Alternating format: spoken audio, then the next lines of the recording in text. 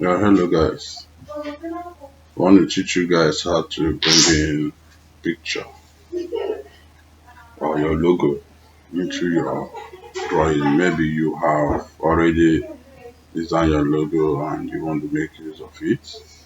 What you just do is just go to file, then you go to this external content, then you come to place internal drawing and you click here and you look for where you place your logo, just like how we brought in our PDF file. So you just click on the logo and you say open and you just place it. When you place it, then you have brought in your logo. So what you do, you just start sizing your logo. Let me see. I think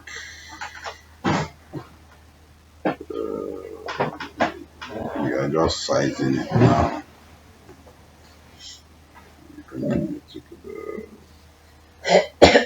and if you want to make it smaller, you click here and you come here.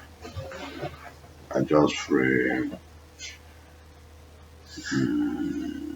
extract, stretch. You go to stretch.